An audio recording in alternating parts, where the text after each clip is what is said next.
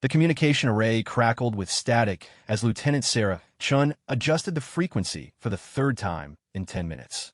The remote monitoring station on Kepler 442c had been quiet for weeks, just the usual deep space background noise and automated signals from passing cargo ships.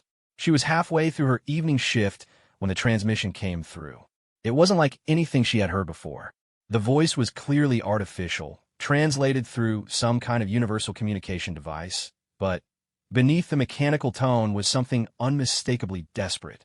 The words came in broken fragments, heavy with static and interference. Please, anyone who receives, we are dying. The devourers have found us.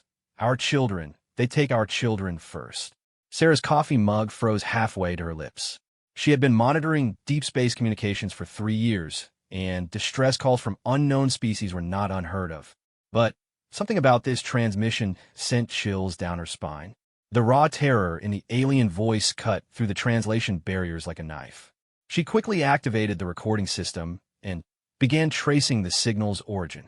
The computer worked for several minutes before displaying the results on her screen. The transmission was coming from a system approximately 47 light-years away, in a region of space that human ships rarely visited. According to the star charts, there were no known colonies or mining operations in that sector. This is monitoring station Delta 7 responding to your distress call, Sarah transmitted back. Please identify yourself and state the nature of your emergency. The response came back almost immediately, as if the sender had been waiting desperately for any reply. Thank the eternal stars, someone answered. I am Keth Prime, speaking for the Threnodai people of the Sanctuary Worlds. We are under attack by the creatures we call the Devourers. They came from the dark between stars 3 cycles ago. Our defenses, they mean nothing to these monsters. Sarah's hands moved quickly across her console, automatically following first contact protocols while her mind raced. The Threnodai were unknown to human databases, which meant this was potentially humanity's first interaction with this species. Under normal circumstances, such a contact would require weeks of preparation, cultural briefings, and diplomatic oversight. But the desperation in Keth Prime's voice suggested they didn't have weeks. Keth Prime, this is Lieutenant Sarah Chun of the Terran Defense Force. Can you provide more details about these attackers? We may be able to offer assistance. There was a long pause before the response came back, and when it did, Sarah could hear what sounded like explosions in the background. Lieutenant Chun, the Devourers are not like anything your species may have encountered. They are living machines, creatures of metal and flesh that consume all biological matter they encounter. They strip worlds bare, leaving nothing but dust and death. Our greatest warriors fall before them like grain before the harvest storm. Sarah felt a chill run down her spine. She had read reports of similar creatures in the classified files, ancient legends, and half-remembered warnings from the few elder species humanity had encountered. Most xenobiologists dismissed such stories as mythology, but the fear in Keth Prime's voice was very real. How many ships do they have? What kind of weapons? Sarah asked, her training taking over despite the extraordinary circumstances. Ships. The alien's confusion carried clearly through the translation. You misunderstand, human. These are not ships in the way your people might think. They are swarms, clouds of living metal that move through space like schools of predatory fish. Each individual is perhaps the size of your small atmospheric craft, but they number in the millions. When they descend upon a world, the sky turns black with their forms. Sarah's breath caught in her throat. Millions of individual attackers, each potentially armed and coordinated with the others. No wonder the Threnodai were desperate. She opened a priority channel to Earth Command while keeping the communication with Keth Prime active. Keth Prime, I'm going to relay your situation to our military command. But I need you to tell me everything you can about these Devourers. How do they attack? What are their weaknesses? The alien's response was immediate and grim. They attack without warning, emerging from hyperspace directly above our worlds. They descend in great spirals like living tornadoes of metal and death. Our energy weapons barely scratch them, and our kinetic weapons are even less effective. They adapt to our tactics within hours of engagement. But worst of all, they learn. Learn how. Every world they consume, every species they devour, they incorporate the knowledge and abilities of their victims. They become stronger, smarter, more dangerous. 3 cycles ago, they were savage but predictable.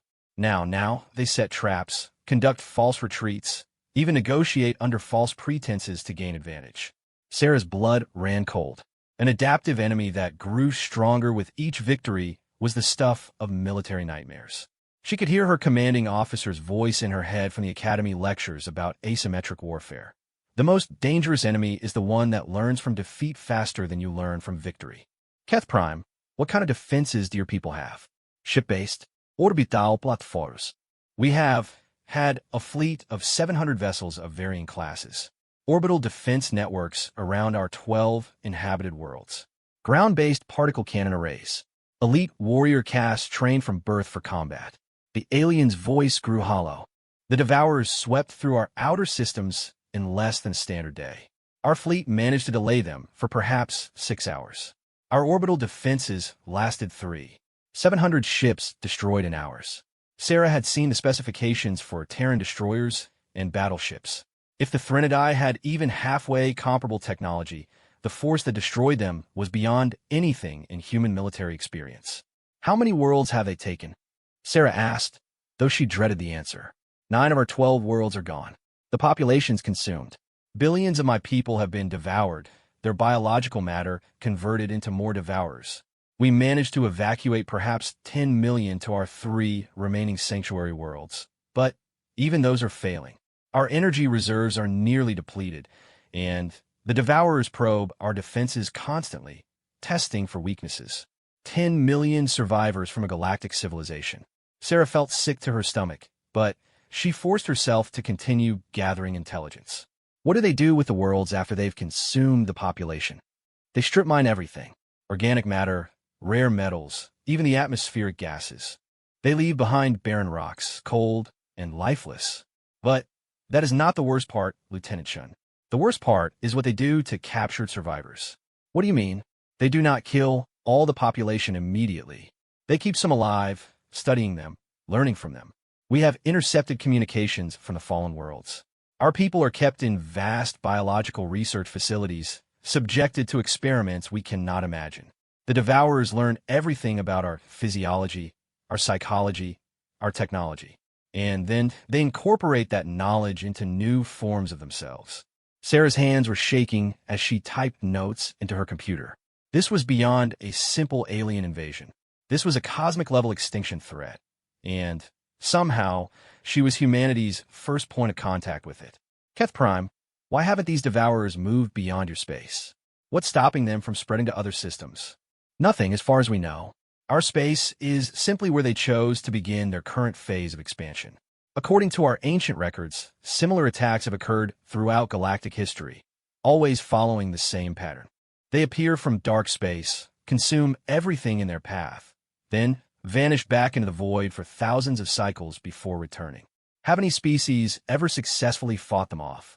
There was a long pause before Keth Prime responded, and when he did, his voice carried a note of desperate hope. There are legends, stories passed down from the elder civilizations, tales of a young species that fought the Devourers to a standstill during their last great emergent cycle. But these are myths, stories told to younglings to give them courage in dark times. What did these legends say about this young species?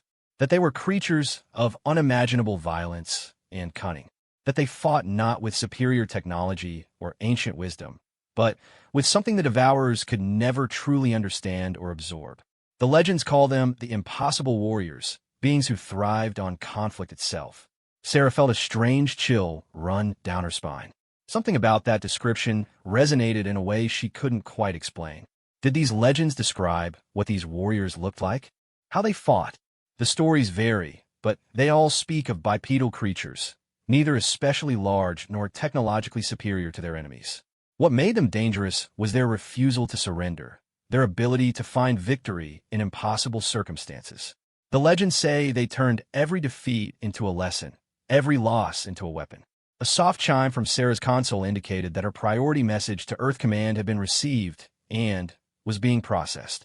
The response would take several minutes, given the bureaucratic chain of command that would need to be navigated. But she had a growing feeling that time was not something the Threnodai had in abundance. Keth Prime, How much time do you estimate before the Devourers launch their final attack on your remaining worlds? Our scouts report massive movement in the consumed systems. The Devourers are gathering their forces, incorporating the resources from our fallen worlds into new swarm units. Our analysts estimate perhaps 2 of your standard days before they have sufficient forces to overwhelm our remaining defenses. 2 days. Sarah stared at the number on her screen, running calculations in her head. Even if Earth Command approved immediate military intervention, it would take the better part of a week to assemble and deploy a response force. The mathematics of interstellar logistics were unforgiving. Keth Prime, I need to ask you something, and I want you to answer honestly.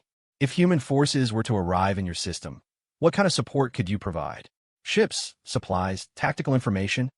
Human forces? The alien's voice carried a mixture of hope and confusion. Lieutenant Shun, with the greatest respect to your species, we had a fleet of 700 ships crewed by warriors bred for combat, supported by orbital defenses that could crack continents. If the Devourers swept through our forces so easily, how could a small human response force succeed where we failed? It was a fair question, and Sarah didn't have a good answer. Humanity's total military force was perhaps 100 ships of various classes, spread across dozens of systems to protect colonies and trade routes.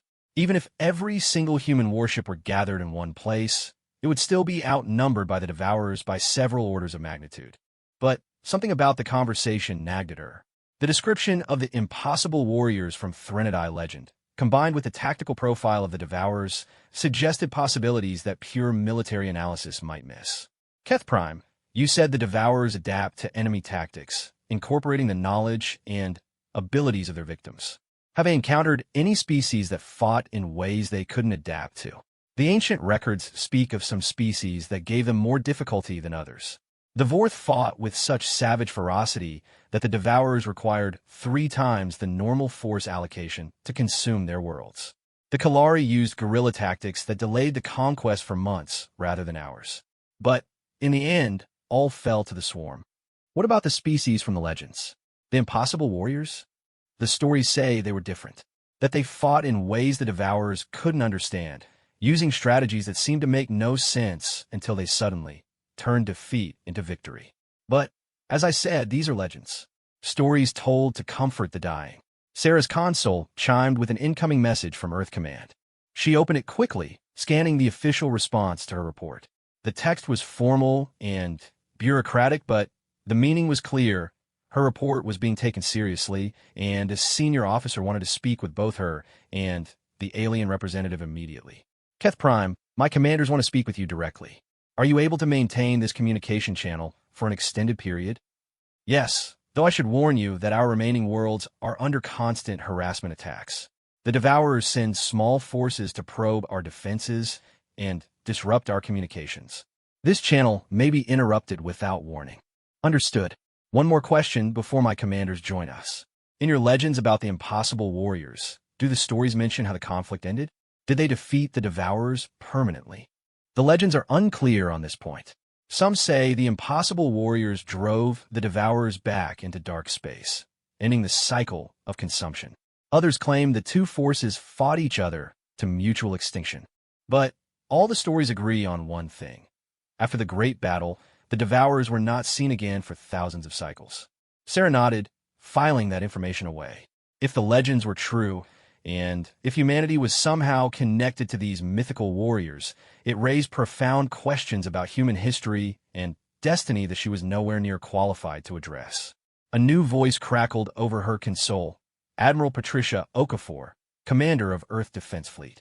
Lieutenant Shun, I've reviewed your report, and I'm speaking directly with our alien contact. Am I addressing Keth Prime? You are, Admiral Okafor.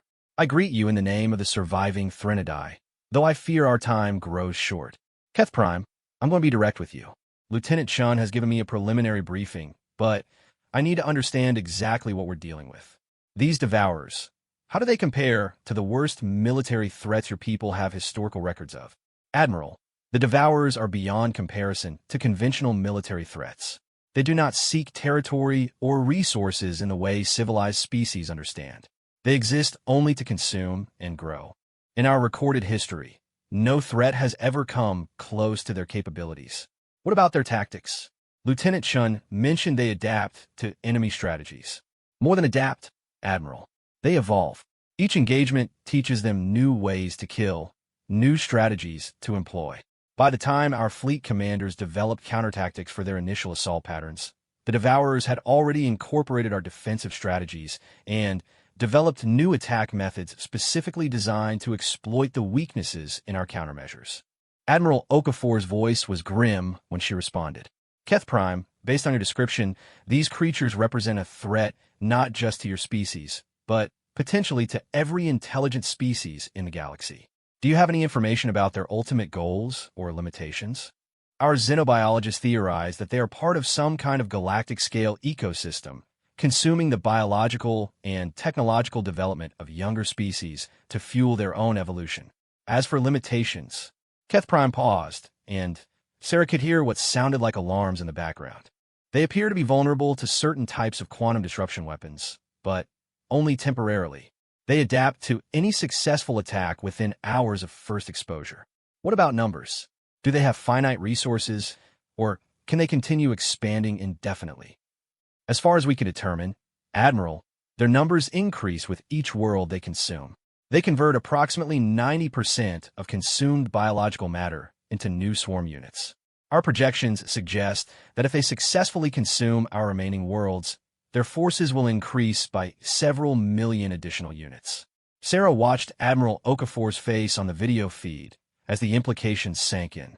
An enemy that grew stronger with each victory, adapted to any successful tactic, and numbered in the millions was beyond the scope of conventional military planning. Keth Prime, the Admiral said finally, "We're going to help you. I can't promise we'll succeed, but humanity doesn't abandon innocence to monsters. I'm authorizing immediate deployment of our rapid response forces to your location."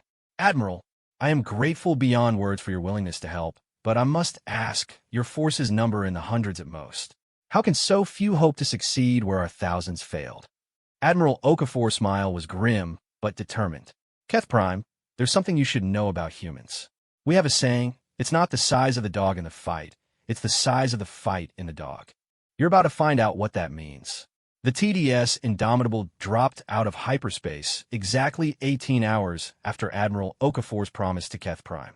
Captain Marcus Rodriguez felt a familiar lurch in his stomach as the ship's artificial gravity compensated for the transition, but his attention was focused entirely on the tactical display showing the Threnody system. What he saw there made his blood run cold. The system's outer planets were gone, not destroyed, but stripped completely bare. Where habitable worlds should have been, only barren rocky cores remained, their surfaces scraped clean of everything from atmospheric gases to topsoil. Massive swarms of dark objects moved through space between the dead worlds, too distant for detailed scans, but clearly artificial. "Mother of God," whispered Lieutenant Commander James Park, the ship's tactical officer. "The whole system looks like it's been fed through a meat grinder." Captain Rodriguez nodded grimly. The Indomitable was a dreadnought-class vessel, one of only 12 in the human fleet, carrying a crew of 800 Marines and enough firepower to level a continent. It had been designed to fight other ships, orbital platforms, and ground installations. Looking at the tactical display, Rodriguez realized they were facing something entirely outside human military doctrine. "Communications, open a channel to the Threnody survivors," he ordered. The response came back immediately, though heavily distorted by interference. "Human vessel, this is Keth Prime. Your arrival brings hope to hearts that had resigned themselves to darkness. But I must warn you, the Devourers have detected your presence. Our long-range sensors show massive movement in the outer system. Keth Prime, this is Captain Rodriguez of the TDS Indomitable. We're here to help, but we need to understand what we're facing. Can you provide tactical data on Devourer capabilities?" "Captain, transmitting all available data now. But I fear it may not be sufficient. The Devourers do not fight like any species we have encountered.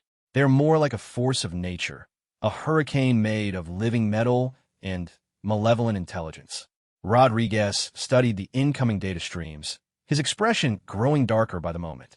The Devourer units averaged about 20 meters in length, somewhere between a fighter and a corvette in human classifications. But unlike human ships, they appear to be completely organic, capable of self-repair and adaptation in real time. Their weapons were biological as well, living projectiles that could change their properties mid-flight. "Sir," Lieutenant Commander Park interrupted, "I'm reading massive energy signatures from the outer system. Whatever's coming our way, it's big." Rodriguez turned to his Marine commander, Colonel Sarah Blake. "Colonel, what's your assessment?" Blake was a compact woman in her 40s, with scars across her face from the Proxima Rebellion and eyes that had seen too much combat. She studied the tactical data for several minutes before responding. "Sir, conventional boarding actions and ground assault tactics won't work against these creatures. They don't have ships to board or installations to capture. This is going to require new thinking. Recommendations? Give me 12 hours to study their attack patterns, and I'll have something for you. So we're going to need to think like Marines, not like naval officers." Rodriguez nodded. The distinction was important in human military doctrine. Navy fought ship to ship with careful tactical planning and overwhelming firepower. Marines fought dirty, adapting to impossible situations and making victory out of defeat through sheer bloody-minded determination. "Keth Prime, how much time do we have before the main attack?" "Captain, our scout ships report the Devourers are massing near the fourth planet. Based on their previous patterns, they will attack in approximately 8 standard hours. But, Captain, there are so many of them. Our sensors estimate the swarm at over 2 million individual units. 2 million against one ship." Rodriguez had faced bad odds before, but this was beyond anything in his experience. He opened a private channel to Admiral Okafor back on Earth. "Admiral, we've reached the Threnody system. The tactical situation is..." He paused, searching for words. "Unprecedented. We're facing an enemy that outnumbers us by several million to one, with technology that adapts to any attack we might use against them." Admiral Okafor's response was characteristically direct. "Captain, I didn't send you there to win a conventional battle. I sent you there because Marines don't fight conventional battles. Find a way to make the impossible possible. That's what we do." Rodriguez smiled grimly. It was true. The human military had a long history of turning desperate situations into unlikely victories. But this felt different. This felt like the kind of fight where victory itself might be redefined. "Colonel Blake, gather your senior staff. I want every crazy idea they've ever had about asymmetric warfare. We're going to need them all." Over the next few hours, the Indomitable became a hive of activity as Marines and naval personnel worked together to devise tactics for an unprecedented threat. The ship's fabrication bays worked around the clock to produce specialized equipment based on analysis of the Threnody data. Colonel Blake emerged from her planning sessions with a grim expression and a plan that bordered on insanity. "Sir, we can't fight them ship to ship. They'll adapt to our weapons and overwhelm us through sheer numbers. But the data suggests they have certain behavioral patterns we might be able to exploit." "Explain." "The Devourers appear to operate on a hive mind principle, but with individual units capable of independent action when separated from a main swarm. They also seem to prioritize certain types of targets. They always go for population centers first, military installations second, and infrastructure third." Rodriguez nodded. "Classic invasion doctrine." "Exactly. But here's the thing. They've never encountered humans before. They don't know how we fight, how we think, or what we're capable of when backed into a corner. That's our one advantage." "What are you proposing?" Blake's smile was predatory. "We're going to teach them why humans are the most dangerous species in the galaxy when someone threatens innocence. But first, we need to get down to the surface." The plan Blake outlined was audacious even by Marine standards. Instead of engaging the Devourer swarm in space, where they would be hopelessly outnumbered, the Indomitable would deploy its entire Marine contingent to the surface of the primary Threnody sanctuary world. There, they would establish defensive positions and wait for the Devourers to come to them. "Colonel, that's suicide," protested Commander Park. 800 Marines against 2 million hostiles in open terrain. "Not open terrain," Blake corrected. "Urban terrain. The Threnody cities are perfect for the kind of close-quarters combat humans excel at. The Devourers are used to sweeping through organized formations and overwhelming conventional defenses. They've never faced an enemy that specializes in making every building a fortress and every street corner a killing ground." Rodriguez considered the plan carefully. It violated every principle of sound military strategy he had ever learned. But conventional strategy had clearly failed against the Devourers, and Blake was right about one thing. Humans had a long history of winning impossible fights through sheer stubborn refusal to admit defeat. Keth Prime, we're going to need detailed maps of your cities and information about your civilian population distribution. We're also going to need your people to do some very specific things to prepare for our arrival. Captain, we will provide whatever assistance you require. But I must ask, how can so few of your warriors hope to succeed where our millions failed? Rodriguez exchanged glances with Colonel Blake before responding. Keth Prime, there's something you need to understand about human military doctrine. We don't fight to win battles. We fight to win wars. And sometimes, winning a war requires losing battles in exactly the right way. The deployment to the surface took 6 hours, with Marine dropships carrying personnel and equipment down to the primary Threnodai city of Sanctuary Prime. The alien metropolis was unlike anything in human experience. Towering spires of crystalline material connected by graceful bridges that seemed to defy gravity. The architecture was beautiful, but completely impractical for defensive purposes. "Great," muttered Sergeant Major Patricia Quinn as she surveyed the cityscape. "It's like someone designed this place specifically to give attackers clear fields of fire from every direction." Colonel Blake nodded grimly. "That's why we're going to reshape it. Marines, you have 4 hours to turn this tourist paradise into a fortress. I want overlapping fields of fire, kill zones at every intersection, and enough booby traps to make the devil himself think twice about coming to dinner."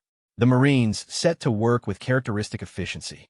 Explosives were placed to bring down specific buildings and create choke points. Heavy weapons were positioned to cover the most likely attack routes.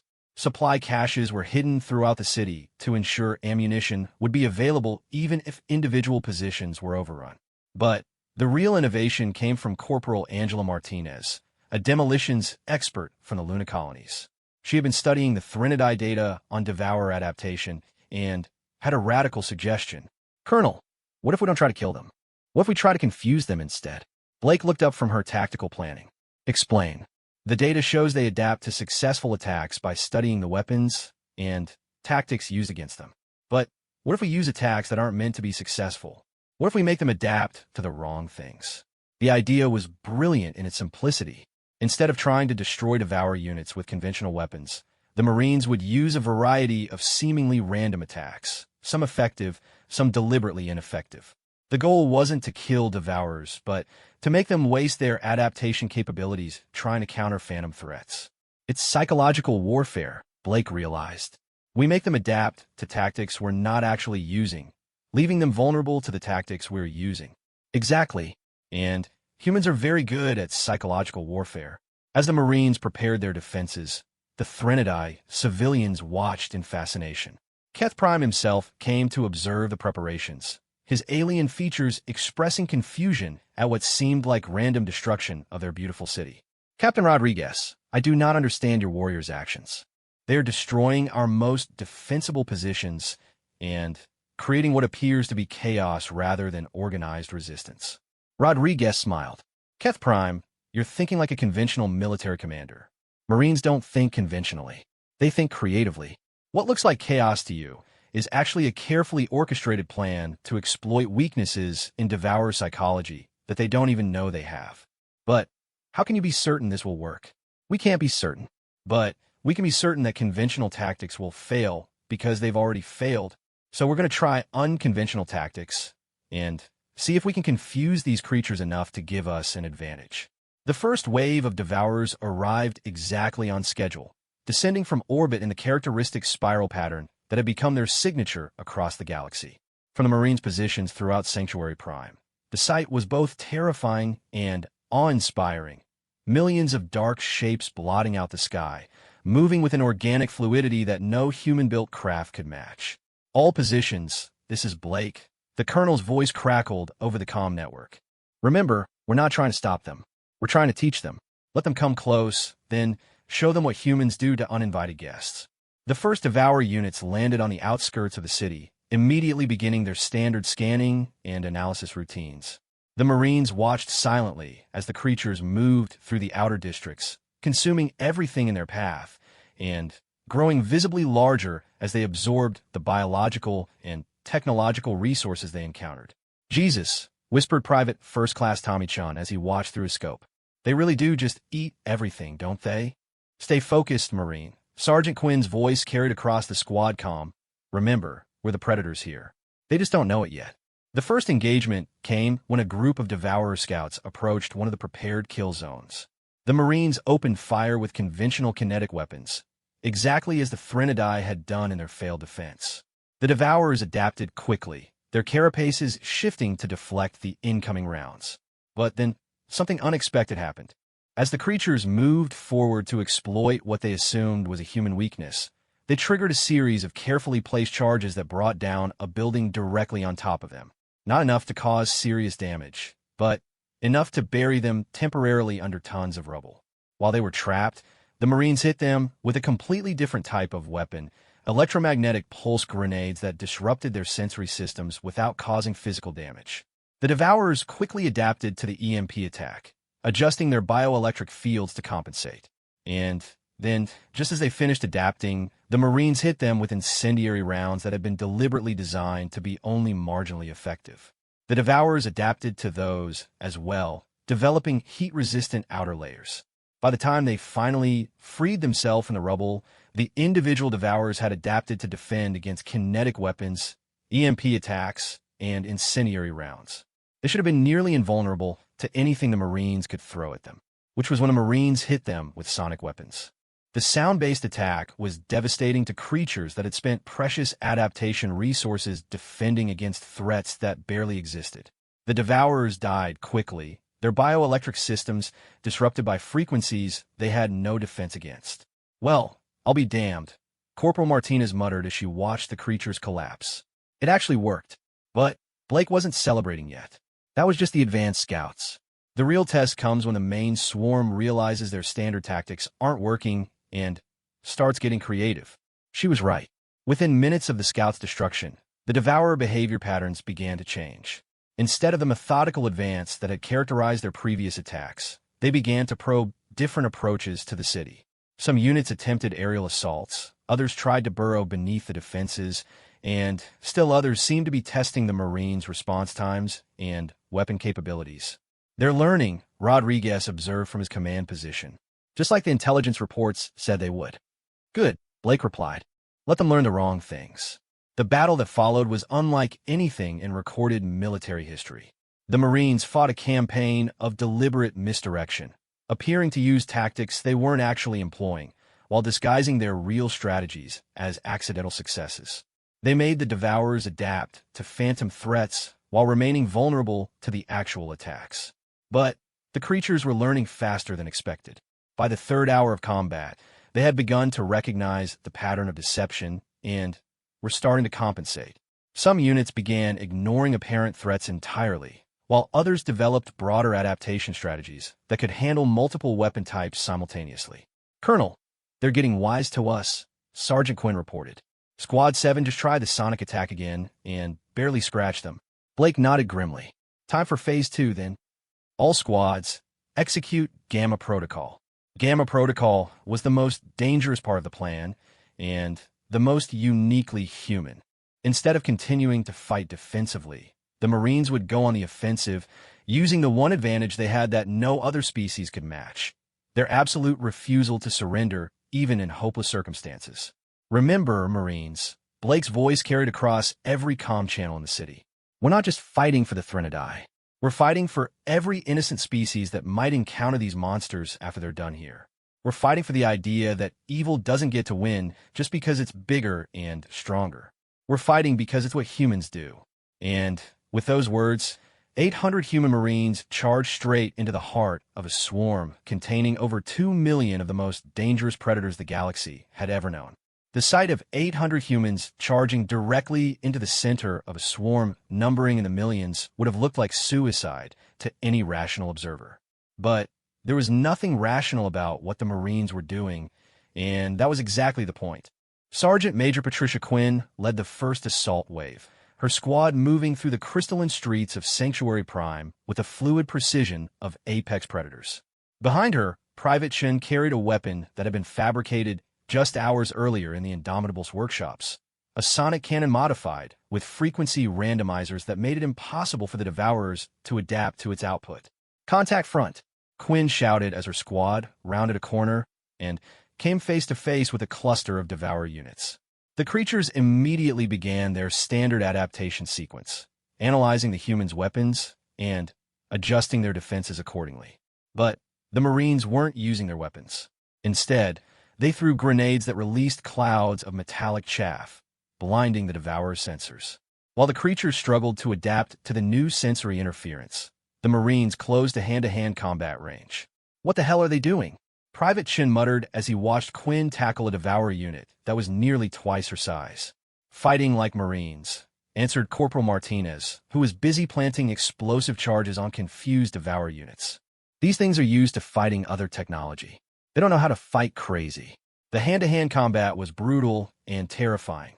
The Devourers were stronger than humans, faster than humans, and armored with biometal that could deflect most conventional weapons. But they had never encountered an enemy that would voluntarily engage in close combat with creatures that outmatched them in every measurable way. Quinn grappled with her target, avoiding its slashing appendages while she worked to attach a specialized device to its central processing node. The device wasn't a weapon. It was a computer virus designed by the indomitable cyber warfare specialist to introduce random errors into Devourer adaptation matrices. "Got you, you metal bastard," she grunted as the device activated. The Devourer unit suddenly began convulsing as its adaptation systems tried to process contradictory information. Within seconds, it had adapted to defend against attacks that didn't exist while becoming vulnerable to threats it had previously been immune to. "All squads, virus deployment successful," Quinn reported as she rolled away from the dying creature. "These things really don't like cognitive dissonance." The battle spread throughout the city as more Marine squads engaged Devourer units in close combat. To the creature's collective intelligence, the human tactics made no sense. They were sacrificing technological advantages to engage in primitive hand-to-hand combat. They were using inefficient weapons and wasting resources on attacks that should have been ineffective. But somehow it was working. Colonel Blake monitored the battle from her command post, watching as casualty reports came in from both sides. The Marines were taking losses, heavy losses, but they were inflicting far more damage than should have been possible given the odds. "Ma'am," reported Lieutenant Torres from the intelligence station, "we're seeing something strange in the Devourer behavioral patterns. They're starting to retreat from some engagements." Blake frowned. According to the Threnodai intelligence, Devourers never retreated. They fought until every unit was destroyed or until their enemies were completely consumed. Tactical withdrawal wasn't part of their programming. "Explain." "It looks like our virus deployment strategy is causing cascade failures in their adaptation matrices. When they try to adapt to the false threats we've introduced, they're creating vulnerabilities in their base programming. Some units are getting stuck in adaptation loops. Others are developing defenses against their own weapon systems." Blake allowed herself a brief smile. They're debugging themselves to death. But her satisfaction was short-lived. The main Devourer swarm was adapting to the Marines' unconventional tactics faster than expected. New units arriving from orbit showed resistance to the computer virus, and their behavioral patterns were becoming more erratic and aggressive. "Ma'am, we're getting reports of new Devourer variants," Torres continued. "They're incorporating human combat techniques into their own attack patterns. Some units are engaging in hand-to-hand combat now, using modified appendages that mimic human weapons." Blake felt a chill run down her spine. The Devourers were learning from human tactics and incorporating them into their own arsenal. If they continued to adapt at this rate, they would soon combine their technological advantages with human-style creativity and aggression. "All squads, implement Omega Protocol immediately," Blake ordered. "We're moving to the final phase." Omega Protocol was the most desperate and dangerous part of the Marine strategy. Instead of trying to defeat the Devourers directly, they would attempt to trigger a cascade failure in the entire swarm's collective intelligence network by introducing so much contradictory information that the creature's adaptation systems would collapse under their own complexity. The plan required every Marine in the city to coordinate their attacks with split-second timing. They would need to hit thousands of Devourer units simultaneously with carefully designed virus packages, creating a feedback loop that would propagate through the swarm's shared consciousness. "Sergeant Quinn, your squad has the primary transmission node," Blake explained over the comm. You need to get within 50 meters of the swarm leader and deploy the master virus package. Everything else depends on that. Quinn's response was characteristically blunt. Ma'am, the swarm leader is surrounded by approximately 10,000 Devour units, all of which want to eat my face.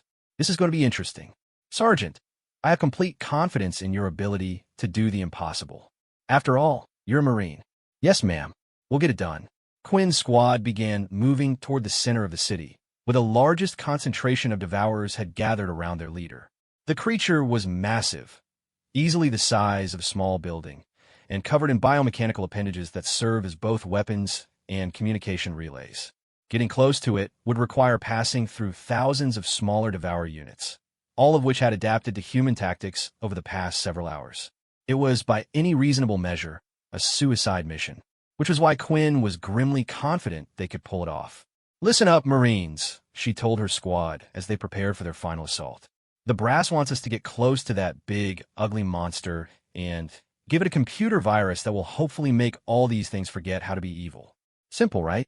Private Chun checked his weapon for the third time. Sergeant, there are about 10,000 of those things between us and the target. I can count, Chun. What's your point? No points, Sergeant. Just making conversation before we all get turned into alien chow. Corporal Martinez was more optimistic. Look at it this way. We're about to do something that's never been done before. If we survive, we'll have the best war stories in human history. If we don't survive, we'll be legends. I'd rather be alive, muttered Chun. Wouldn't we all? Quinn agreed. But sometimes being alive isn't the most important thing.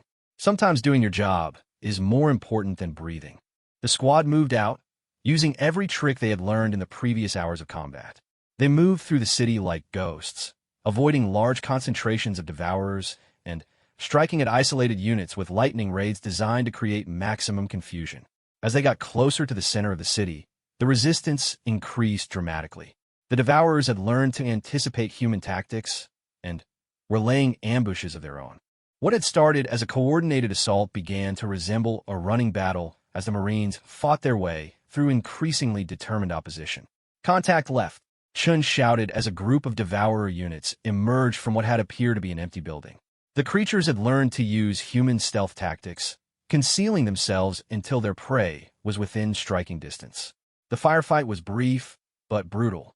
The Marines used everything they had, conventional weapons, improvised explosives, and hand-to-hand combat techniques that would have made their drill instructors proud.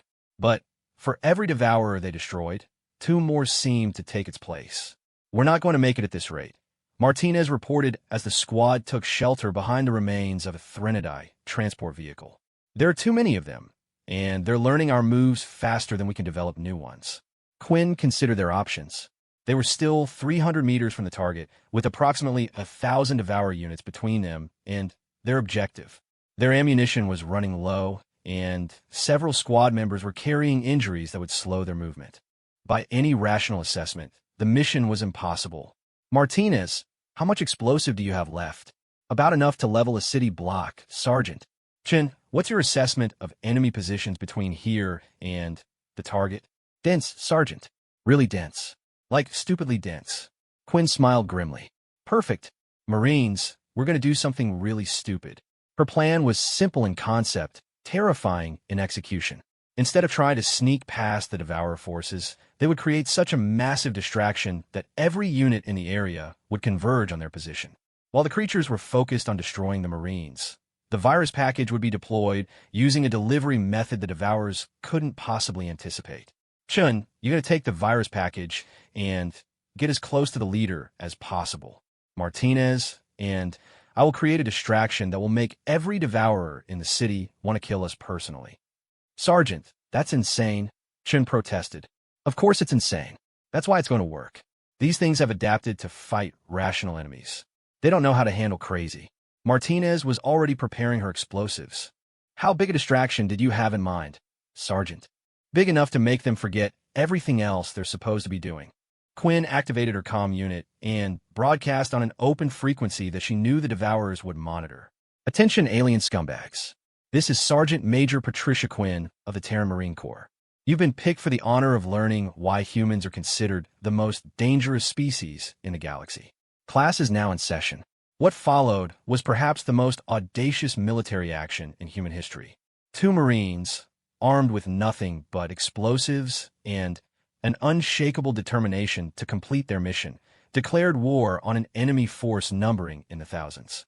They destroyed buildings, ignited fuel depots, and created such a massive series of explosions that the entire city center became a blazing inferno. The Devourers, programmed to respond to direct threats, converged on Quinn and Martinez's position in overwhelming numbers. While the creatures were focused on destroying the two Marines who had dared to challenge them so directly, Chin moved through the chaos like a shadow. He used the explosions and fires as cover, working his way closer to the massive swarm leader that dominated the center of the battlefield. "Chun, you've got about 30 seconds before they realize what we're doing." Quinn's voice crackled over the comm, barely audible over the sounds of combat. "Roger that, Sergeant." Moving to final position now. Chun had never been particularly brave. He had joined the Marines because his family needed the money and military service offered steady employment.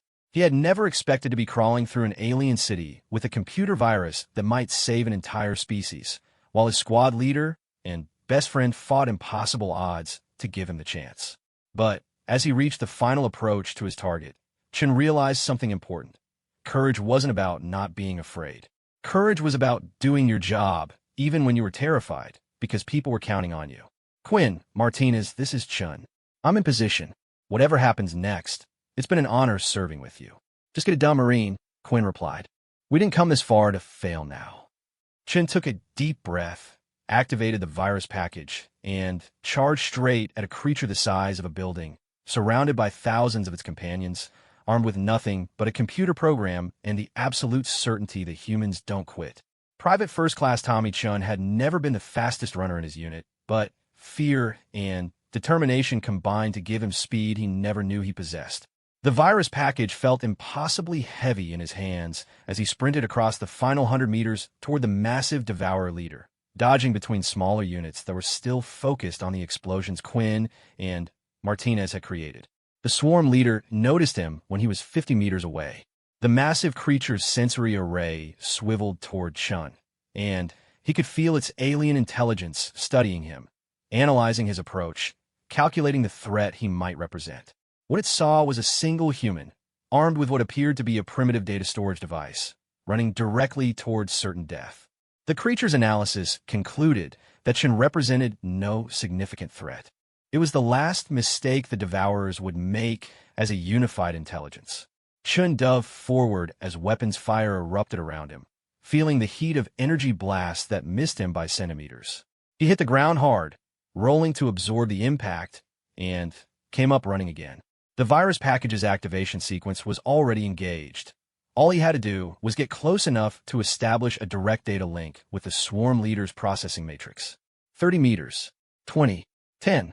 The massive creature finally recognized Chun as a threat and began to focus its full attention on destroying him. But it was too late. Chun leaped forward with every ounce of strength he possessed, slapping the virus package against the creature's central communication node just as a massive energy blast struck him in the chest. The pain was indescribable, but Chun held on long enough to confirm that the data transfer was complete. As consciousness faded, his last thought was a grim satisfaction that he had completed his mission.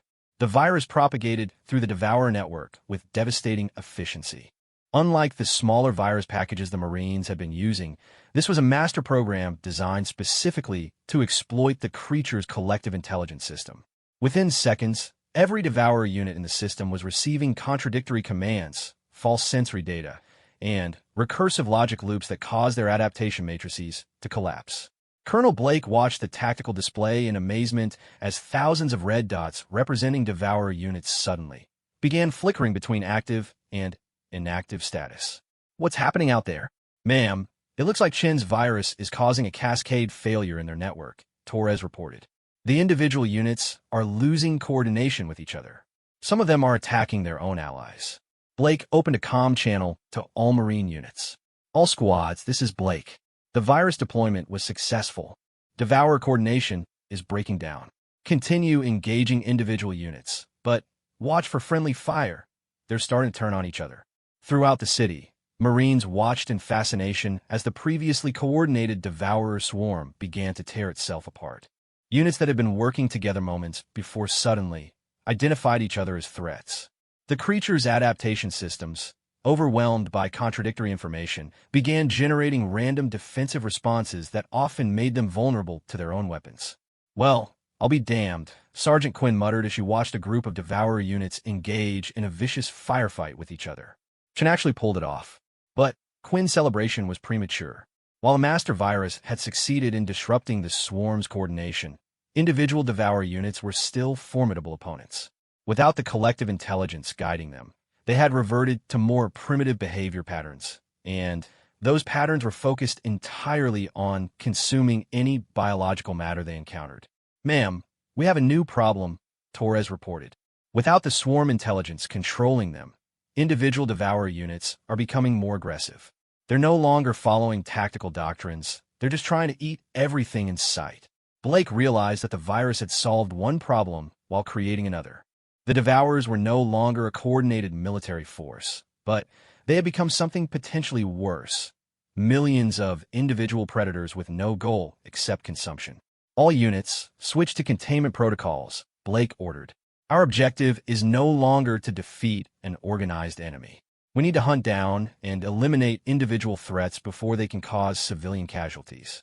The battle that followed was unlike anything in military doctrine. Instead of fighting a conventional enemy with predictable tactics, the Marines found themselves engaged in urban warfare against creatures that behaved more like wild animals than intelligent opponents. The advantage had shifted to the humans, but the fight was far from over. Captain Rodriguez monitored the situation from orbit, coordinating with Threnody forces to track fleeing Devourer units. Many of the creatures were attempting to escape the system, but without their collective intelligence, they were flying randomly rather than following organized retreat patterns. "Keth Prime, your scouts are reporting scattered Devourer units throughout the outer system. Can your remaining ships handle pursuit and cleanup operations?" "Captain Rodriguez, we have perhaps a dozen vessels capable of combat operations, but our warriors are inspired by your Marines' example.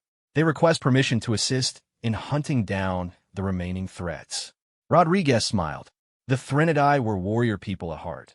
They had just needed to see that the Devourers could be defeated before they could find their courage again. "Permission granted, Keth Prime. Just remember that individual Devourers are still extremely dangerous. Don't underestimate them because they're disorganized." "Understood, Captain. We have learned much about courage from your people today." On the surface, the cleanup operation continued for hours. Marines moved through the city in small squads, hunting down individual Devourer units that were still attempting to consume anything they could find. The creatures were no longer adapting to human tactics. The virus had damaged that capability, but they remained physically formidable opponents. Corporal Martinez led one such hunting party, tracking a Devourer unit that had taken refuge in a Threnody residential complex. The creature was smaller than most they had encountered, possibly a scout or communications specialist that had been separated from the main swarm during the chaos. "Contact ahead," whispered Private Jackson, the squad's newest member. Single unit, approximately 15 meters, moving toward the civilian shelter on level 3. Martinez nodded grimly. The Threnody civilians in the shelter were depending on the Marines to keep them safe. Allowing even one Devourer to reach them was unacceptable. "Jackson, Miller, take flanking positions. We'll hit from 3 directions simultaneously. Remember, no fancy tactics. These things can't adapt anymore, so we just overwhelm it with superior firepower." The engagement was brief, but intense. The Devourer unit fought with the desperation of a cornered animal, using every weapon and defensive capability it possessed. But without the ability to adapt to the Marines' attacks, it was quickly overwhelmed and destroyed. "Shelter secured," Martinez reported. "Civilian casualties, 0. Marine casualties, 0. Sometimes the old-fashioned approach works best." Similar scenes played out throughout the city as Marine squads methodically hunted down the remaining Devourer units. The creatures fought fiercely, but they were no longer the unstoppable force that had conquered entire star systems. Without their collective intelligence and adaptation capabilities, they were simply dangerous predators that could be defeated through superior tactics and determination. As the sun set over Sanctuary Prime, Colonel Blake stood on the ruins of what had once been the city's central plaza. Around her, Marines were collecting equipment and preparing casualty reports. The cost had been high. Nearly a quarter of her force was dead or wounded, but they had achieved something unprecedented in galactic history. They had defeated the Devourers. "Ma'am," Sergeant Quinn approached, her armor scorched, and her face showing the exhaustion of extended combat. "Final casualty report. We lost 173 Marines, with another 94 wounded. But, ma'am, we got every single one of those things. The city is clear." Blake nodded solemnly. 173 Marines had died to save millions of Threnodai civilians and potentially countless other species that might have faced the Devourers in the future. It was a trade she would make again, but that didn't make the cost any easier to bear. "What about Shun?" Blake asked quietly. Quinn's expression softened. "He's in medical bay on the Indomitable, ma'am. Burns over 60% of his body, but the docs say he'll make it. They're calling him a hero, ma'am. Hell, we're all calling him a hero. He is a hero, Sergeant. They all are." Keth Prime approached the two Marines, his alien features showing what Blake had learned to recognize as profound gratitude. "Colonel Blake, I do not have words in any language to express what your warriors have accomplished today. The Devourers had consumed 9 worlds and billions of my people. Most of the galaxy believed they were unstoppable. But your Marines, they made the impossible possible." Blake accepted the praise with the quiet dignity that characterized human military leaders. "We did what needed to be done, Keth Prime. That's what Marines do. But how? How did so few defeat so many? Our greatest military minds studied the Devourers for cycles and found no weakness they could exploit." Blake considered the question carefully. "How did you explain human military doctrine to an alien species? How did you describe the fundamental human refusal to accept defeat, even when defeat seemed inevitable?" "Keth Prime, there's something about humans that I don't think other species really understand. We don't fight because we think we can win. We fight because it's the right thing to do. When someone threatens innocence, when evil thinks it can triumph through superior force alone, humans have a tendency to object. But the odds don't matter. What matters is that we don't let evil win just because it's bigger and stronger than we are. What matters is that we never, ever give up." As if to emphasize Blake's point, a communication came through from the orbital battle. Captain Rodriguez's voice crackled over the comm system, carrying news that brought smiles to every human face in the area. "Colonel, this is Rodriguez. I thought you should know. The Threnodai scouts have been tracking fleeing Devourer units throughout the system. Every single one of them is dead or disabled. We got them all, Colonel. Every last one." Blake allowed herself a moment of satisfaction before responding. "Excellent work, Captain. What's the status of the other Threnodai worlds?" "That's the interesting part, Colonel. It seems the virus didn't just affect the Devourers in this system. Reports are coming in from across Threnodai space. Apparently, the collective intelligence network extended further than anyone realized. Devourer forces on all the consumed worlds are experiencing cascade failures. The entire invasion force is collapsing." The implications of Rodriguez's report slowly sank in. The Marines hadn't just saved the 3 remaining Threnodai worlds. They had potentially liberated the 9 worlds that had already fallen to the Devourers. More than that, they had demonstrated that the creatures could be defeated, giving hope to every species that might encounter them in the future. "Ma'am," Quinn said quietly, "I think we just changed the balance of power in the galaxy."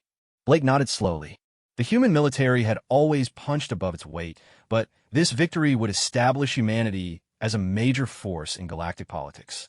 More importantly, it would establish human Marines as the people you called when impossible situations required impossible solutions.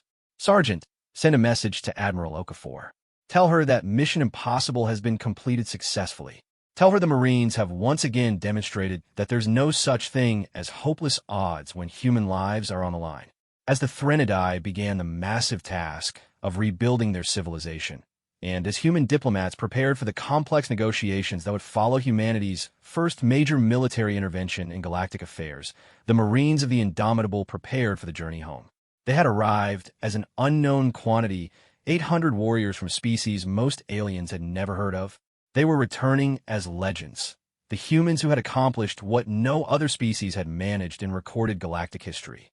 They had faced impossible odds and made victory possible through sheer determination creative thinking, and an absolute refusal to surrender in the face of overwhelming force. In short, they had fought like Marines. 6 months after the Battle of Sanctuary Prime, Private First Class Tommy Chun stood before a gathering that represented more species than had ever assembled in one place in galactic history.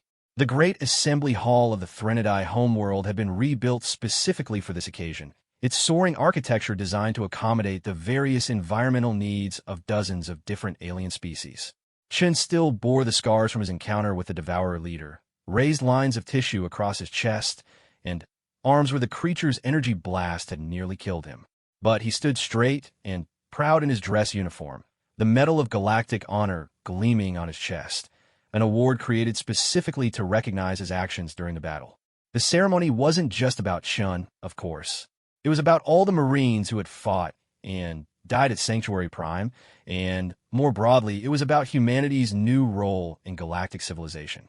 What had started as a desperate response to an alien distress call had evolved into something unprecedented: the formation of the first truly multi-species military alliance in recorded history. Admiral Patricia Okafor, now serving as humanity's first galactic military coordinator, stood at the podium addressing the assembly. 6 months ago, most of you had never heard of the human species. We were a minor civilization on the outer rim, barely 3 generations into interstellar travel. But when the Threnodai called for help, our Marines didn't hesitate. They didn't calculate odds or consider political implications. They simply did what humans do when innocent lives are threatened. They acted.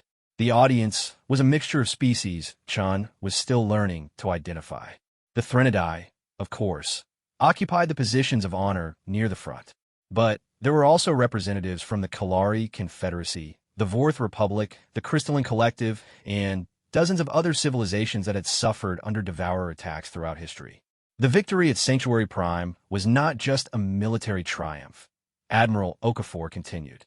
It was a demonstration of something that many species had begun to believe was impossible, that the Devourers could be defeated. More than that, it showed that courage and determination could overcome seemingly insurmountable odds. Chun shifted slightly, uncomfortable with the attention. He had simply done his job, the same as every other Marine in his unit. The fact that his particular job had involved running headfirst into certain death to deploy a computer virus was just a matter of tactical necessity, not heroism. But as he looked out at the assembled representatives, Chun began to understand that the Battle of Sanctuary Prime had become something larger than the sum of its parts. It had become a symbol of hope for species that had lived in fear of the Devourers for millennia. Keth Prime approached the podium, his alien features showing the profound emotional control that characterized Threnodai formal occasions. The human warriors who came to our aid asked for no payment, demanded no territorial concessions, and expected no political favors in return for their sacrifice. They fought and died for beings they had never met, of a species they had never encountered, simply because it was the right thing to do. The Threnodai leader's words echoed through the hall's translation systems, rendered in dozens of different languages and communication methods. Chin noted with amusement that several species seemed to be having difficulty with the concept that humans had acted without expectation of reward.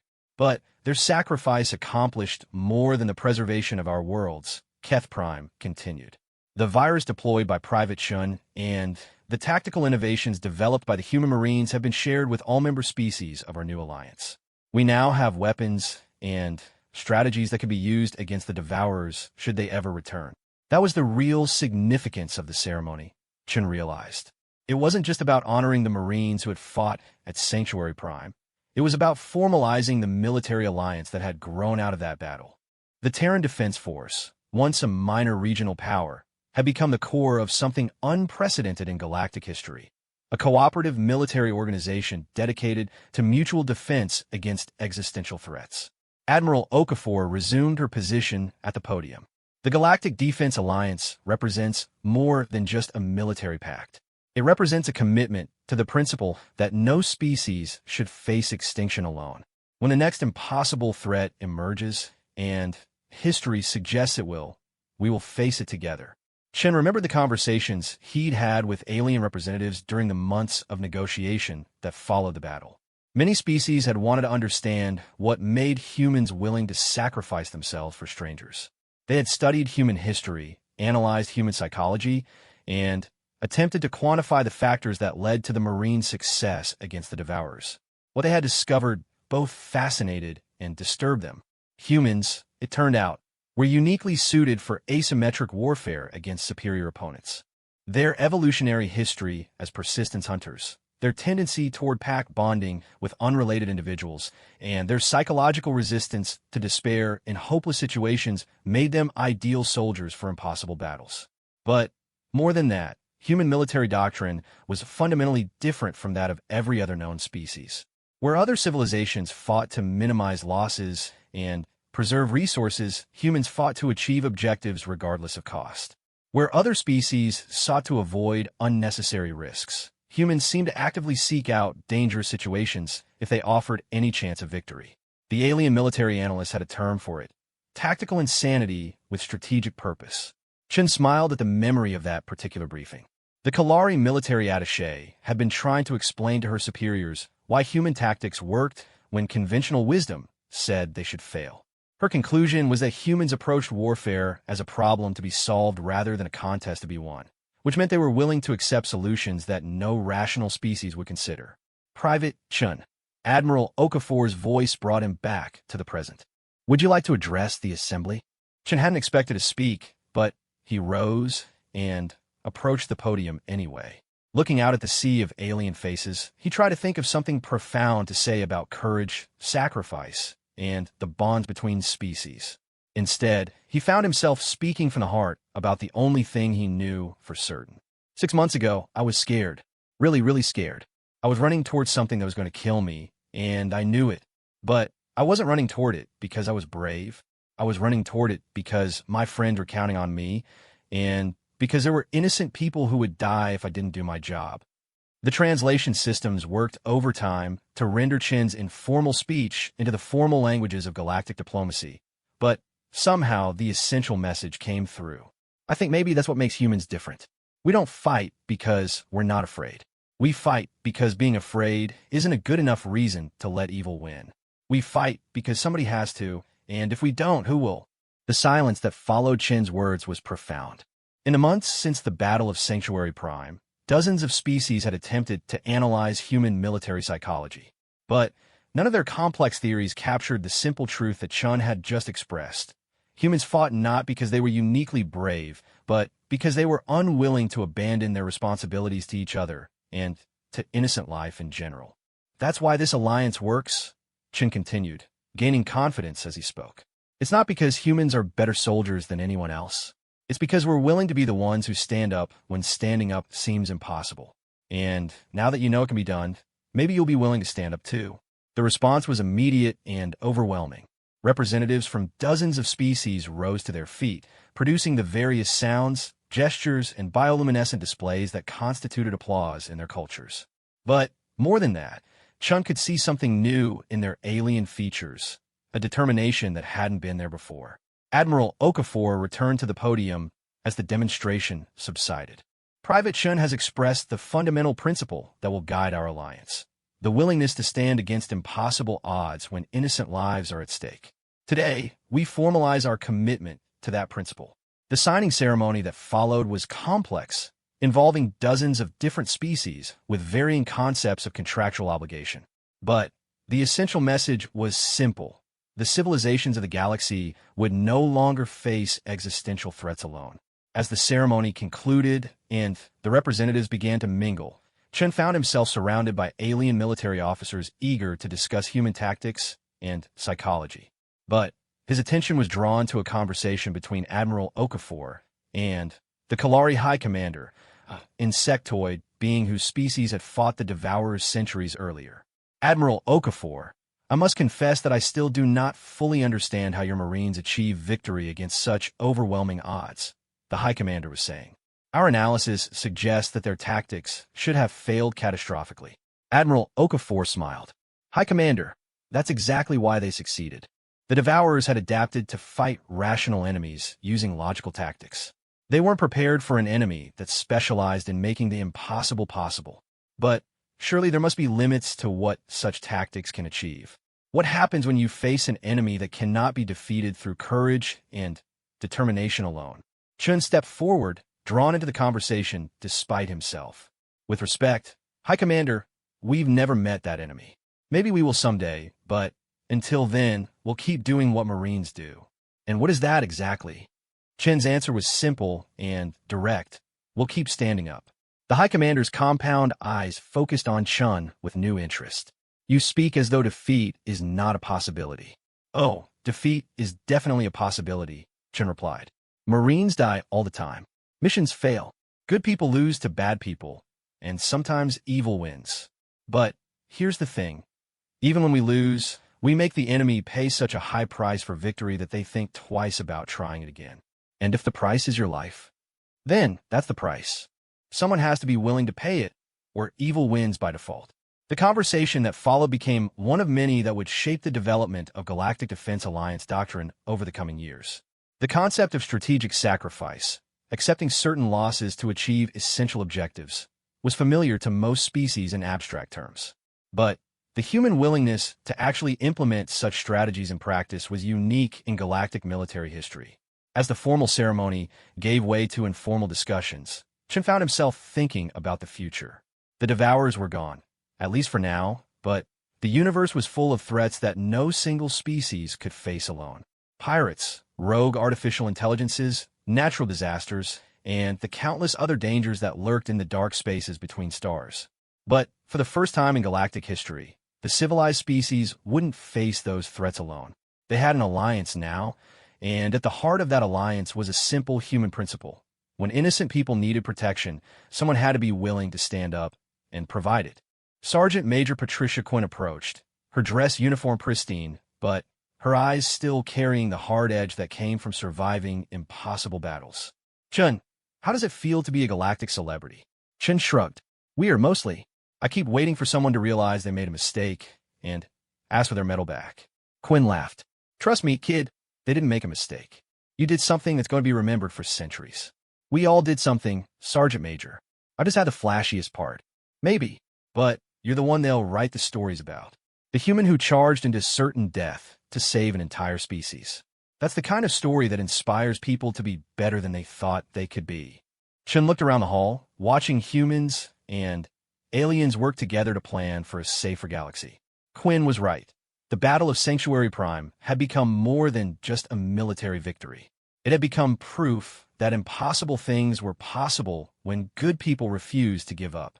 Sergeant Major, do you think we'll face something like the Devourers again? Quinn's expression grew serious. Probably. The universe is a dangerous place, and there's always something out there that wants to hurt innocent people. But here's the thing, Chun, next time, we won't be facing it alone. And whoever or whatever tries to threaten civilized life is going to learn what every enemy of humanity has learned throughout history. What's that? Quinn's smile was predatory. The humans don't quit. Ever. And now that we've taught our friends how to fight like Marines, neither do they. As the ceremony concluded and the representatives prepared to return to their homeworlds, Chun reflected on how much had changed since Lieutenant Sarah Chun first received Keth Prime's desperate distress call. Humanity had gone from an unknown species on the galactic periphery to the military backbone of the largest alliance in recorded history. But, more than that, the human approach to warfare, the willingness to attempt the impossible when the stakes were high enough, had fundamentally changed how galactic civilization thought about military conflict. The idea that any enemy, no matter how powerful, could be defeated through